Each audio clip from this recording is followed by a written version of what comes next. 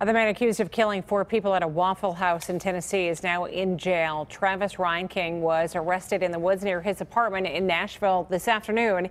He had a gun, ammo, a holster, and a flashlight in his backpack. Police say he killed 2 people outside the restaurant and 2 more inside yesterday morning. A customer likely prevented more deaths when he wrestled the gun away. I grabbed him and I grabbed the gun. I started hitting and punching and doing anything I could to get the gun ajar. Just kind of grabbed it from him and I lifted it real high and I just tossed it over the counter. Reinking has had run-ins with police in the past. He is accused of stealing a car a few days before the shooting and arrested when he got into a restricted area near the White House while demanding to see President Trump. At the time, the Secret Service took 4 guns from him, including the AR-15 used in the Waffle House shooting. The guns were later returned to his father, who admitted giving them back to his son. So if that had happened here in Pennsylvania, would the father have committed a crime? New at 6, John Delano, who is also an attorney, takes a closer look. How did a 29-year-old young man with seemingly so many mental health issues get his hands on firearms? We have a situation where the person shouldn't have had the firearms. Law enforcement should have done more to stop the person. They revoked his firearms owner's ID card in Illinois, which should have prohibited him from having guns. The FBI had even taken action on him.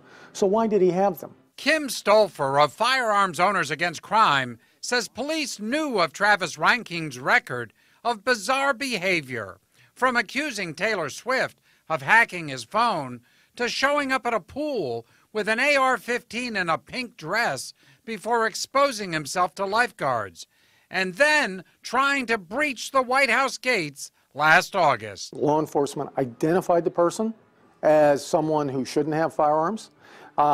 Where did the government take action against him for his mental instability? Ultimately, the FBI in Illinois confiscated his guns, but gave them to Reinking's father, who agreed to secure them away from his son.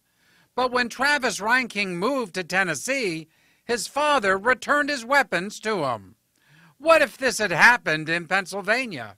I talked to the state police, who tell me that here in Pennsylvania, if a family member or anyone knowingly gives a firearm to someone not allowed to have it, then the person who gives the firearm could be subject to charges. He could potentially be exposed to both criminal and civil liability. David Schrager, a local criminal defense attorney, says in this state, the father broke a law by transferring the guns, but could he be charged with the crime committed by his son? No, I don't think that would be realistic. That would be a conspiracy charge, and there would have to be an agreement. Stolfer disagrees. He can be sued in civil court and be criminally prosecuted and go to jail as an accessory to those crimes committed. Do prosecutors prosecute that in Pennsylvania?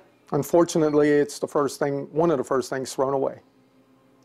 Bargained away. Plea bargained away. At this point, it's unclear what charges, if any, will be brought against the father.